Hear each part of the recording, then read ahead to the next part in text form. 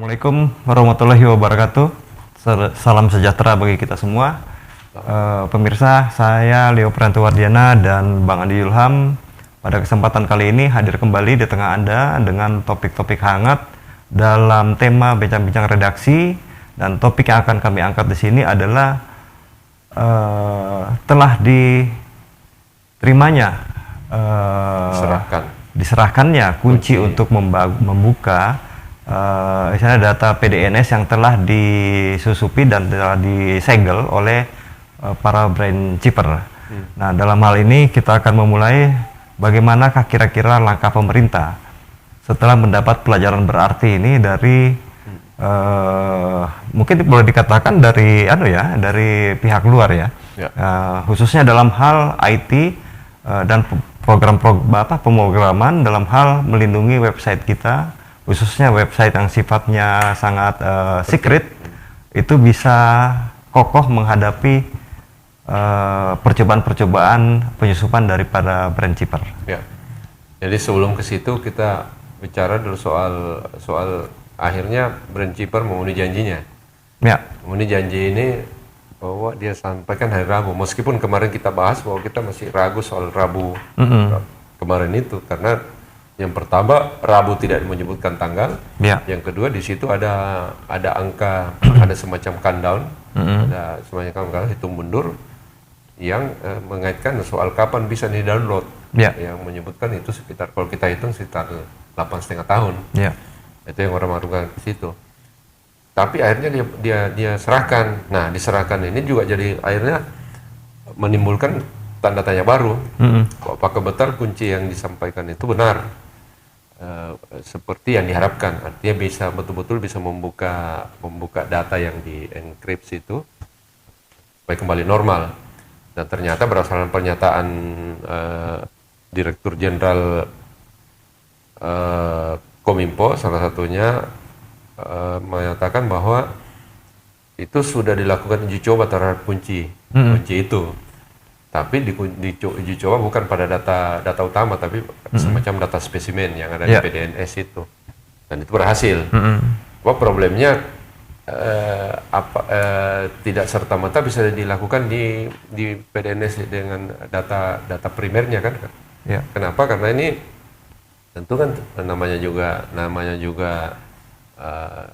data ya, orang harus berhati-hati apalagi berhadapan dengan hacker kan.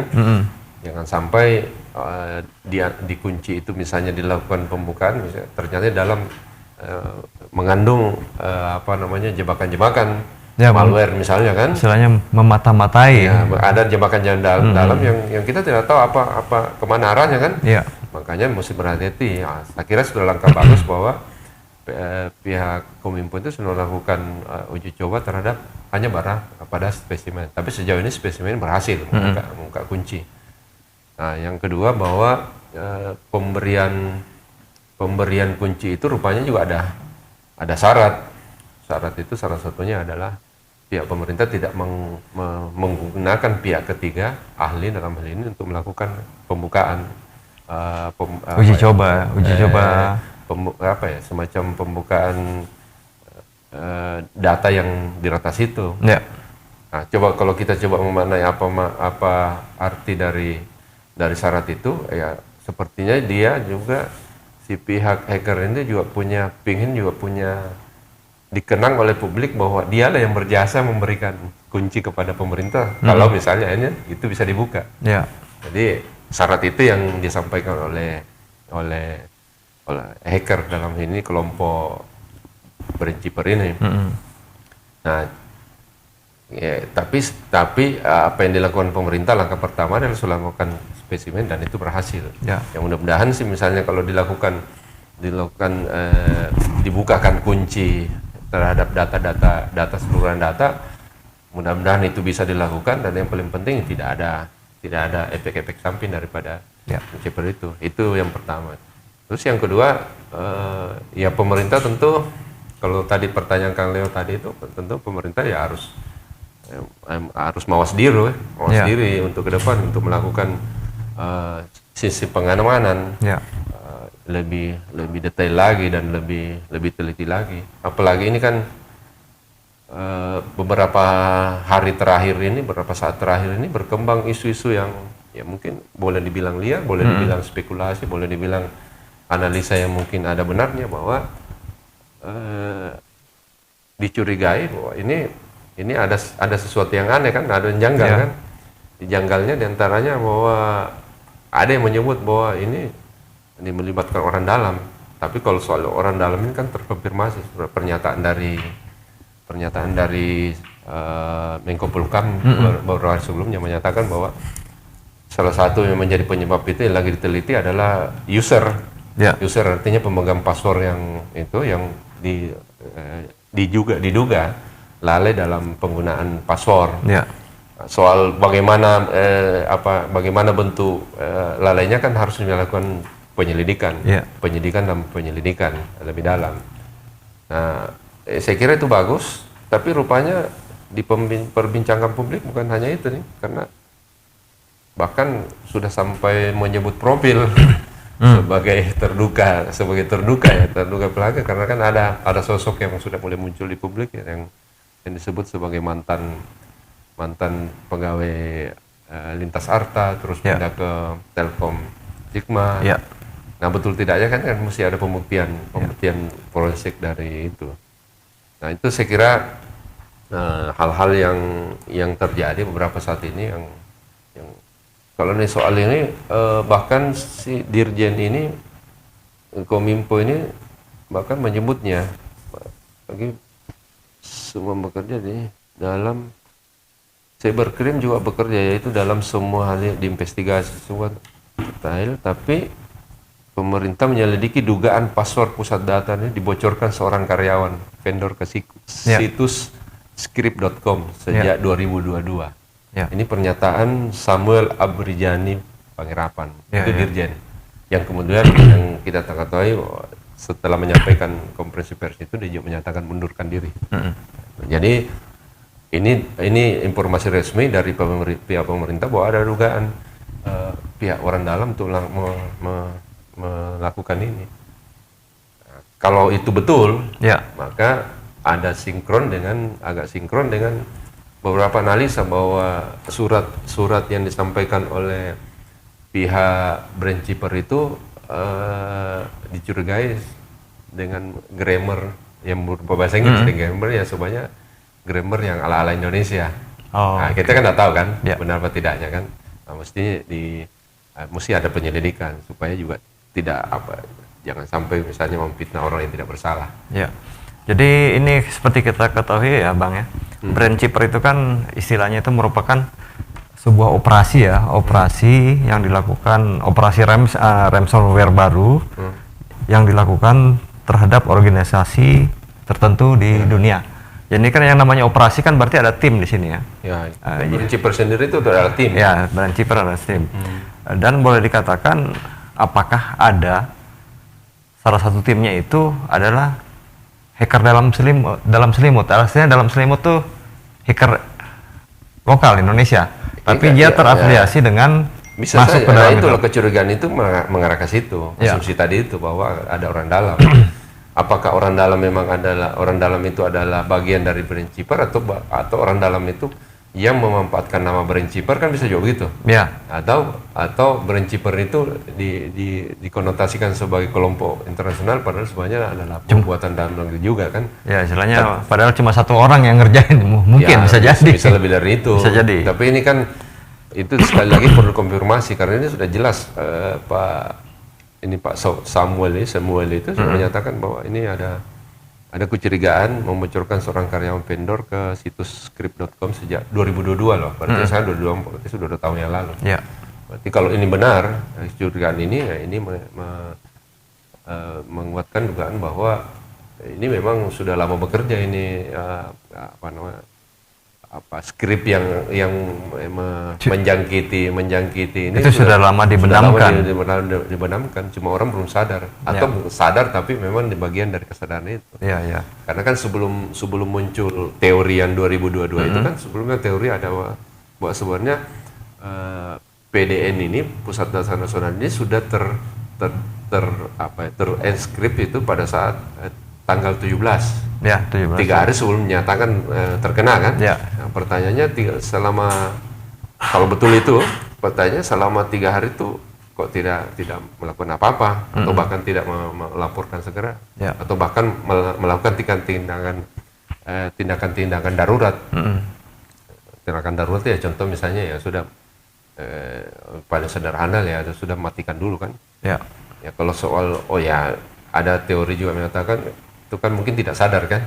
Ya, sebagian mengatakan ya kalau soal tidak sadar saya kira agak kecil kemungkinan, karena biasanya kita memantau kita punya situs itu kan ada saja terpantau itu ada aktivitas kan. Kalau ada yang aneh-aneh kan bisa kita mencurigai, ini ada aktivitas yang dicurigai ilegal itu bisa ini. Apalagi kalau umumnya ya, meskipun barangkali tidak semuanya, umumnya misalnya serangan hacker itu biasanya ada peringatan di layar biasanya ya.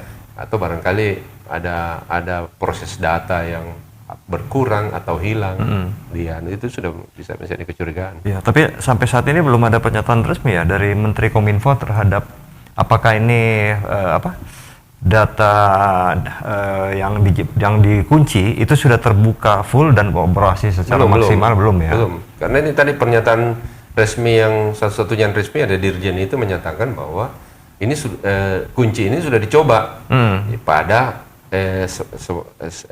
semacam sampel, semacam sampel data. Jadi belum pada data ini, karena kan kalau masuk ke data utama kan mesti selidiki dulu di kunci ini, jangan sampai dia mengandung virus juga kan? Ya, padahal kalau tidak salah itu informasinya kuncinya itu sangat sederhana sekali, passwordnya ya. Passwordnya sangat sederhana sekali. Itu kan jangan sampai sederhana kan, kalau kelihatan kalau kemarin kita simulasi kan di permukaan yang tampilnya sederhana, tapi begitu kita buka rumus ininya, ya ternyata rumit. Rumit. Nah, di antara kerumitan itu kita tidak tahu. Karena kalau nggak salah dengar ya, itu salah satu kupasan dari informasi itu bahwa besar filenya itu hanya hitungan kilobyte saja. File apa? Kuncinya? Ya kunci ya, namanya juga kunci kan. Kalau analogi kita ya, kita ini orang awam menyebutnya ya namanya kunci. Cuma kan sesimpel-simpelnya kunci, kita kan tidak tahu ini di bahasa programnya di belakang kita tidak tahu. Program kan rumit, kita lihat di belakang kan. Mungkin dilepas kuncinya, cuma disusupin satu mata-mata. Jadi tugasnya mata-mata tapi tetap nggak dikunci. Di mata-mata itu kan berupa bahasa program. Nah, dalam bahasa program kita tidak tahu ini ada titik, ada koma atau apa. Kita apa mananya kan? Harus diuji dulu. Satu. Yang kedua, kalaupun sudah masuk pada proses membuka kunci ini, ya saya tidak tahu, tapi bisa saja membutuhkan waktu yang lama, terutama harus sangat hati-hati. Hati-hati karena ini kan jangan sampai misalnya kita membuka malah merusak. Betul. Nah, kalau malah merusak atau jangan-jangan memang kunci itu bertujuan untuk merusak, begitu dibuka langsung rusak semua kan? Kan ketahui sama hacker. Betul. Nah, ini berkaitan dengan serangan dari brand Chipper ini dalam operasi ransomware mereka. Akhirnya nih Dirjen Aplikasi dan Informatika Kominfo itu kabarnya mengundurkan diri. Jadi ini bentuk pertanggungjawaban atau bentuk karena merasa bersalah tidak bisa melindungi database nasional atau seperti apa nih Bang? Atau memang dia dikorbankan? Dia dua-duanya. Bisa tiga-tiganya. Tapi kan orang yang di publik tangkap ini kan sebenarnya kan bisa dibilang sebagai sentilan kepada Menkominfo. Kan sebenarnya orang semuanya bertuju ke Menkominfo. Pertanggungjawaban Menkominfo apa? Wartawan sudah tanya Presiden, bagaimana dengan sanksi terhadap Menkominfo? Presiden menjawab, kita sudah evaluasi semua. Tidak menjawab langsung dari pertanyaan, tapi jawabannya itu kita sudah mengevaluasi semua. Tapi ternyata secara mendadak Dirjen ini sudah menyatakan bahwa mundur, bahkan mundurnya secara lisan pada tanggal 1 yang lalu. Betul. Sekarang sudah tanggal 5 berarti sudah lama. Nah, apakah itu tadi sudah merasa dikorbankan atau dia bentuk pertanggungjawaban? Ya ini perlu kita pendalaman pada yang bersangkutan. Karena kan kabarnya juga nih Menteri Kominfo salah satu akun medsosnya IG itu sempat tidak aktif ya. digembok malah. Digembok kan malahan. Karena yang isinya caci maki. Susah juga karena kan kalau caci maki. Ya. Ini kita berada posisinya tentu ya mau kalaupun kita salah kalau caci maki kan ya udah digembok aja. Kira-kira begitu. Oke, baik. Ya, tapi sebenarnya ya sesuai tanggung jawab yang mestinya terima saja kan. Kan enggak usah di ini. Nah, ini sekarang pertanyaannya publik ya, akankah Menteri Komunikasi dan Informatika itu akan melakukan hal yang sama, langkah yang sama dengan dirjennya untuk mengundurkan diri? Masa hanya dirjen yang tahu kan? Ya, betul. Hanya dirjen yang bertanggung jawab. Yang menjadi tumbal atau apa seperti itu. Itu tadi, bisa saja sebagai tumbal, biarkan dulu mundur, nanti dikasih jabatan lagi, bisa juga begitu. Ya. Supaya ini kan meredam publik. Ini kan publik juga susah ini, karena tekanan atau Menkominfo ini tidak kurang-kurang nih tiap hari. Iya. Karena semua orang mata tertuju pada Menkominfo, bahwa salahnya di situ. Salah satu kesalahan terbesarnya adalah tidak melakukan backup terhadap data yang maha penting itu. Ya. Kira gitu. Baik, Bang. Ini ujung-ujungnya juga kembali ke masalah seperti yang dipesankan oleh Brand Chipper itu, masalah kualitas SDM, peningkatan kualitas. Ya, ini juga mungkin menjadi pelajaran juga ya. Nah itu khusus untuk itu ada yang menyebutkan boleh yang kemarin kita bahas bahwa ini ada semacam nasihat peningkatan kualitas SDM dan peningkatan teknologi penguasaan teknologi untuk pencegahan serangan seperti ini kan kalimat sederhananya bahwa ini kan berarti kan meningkatkan anggaran.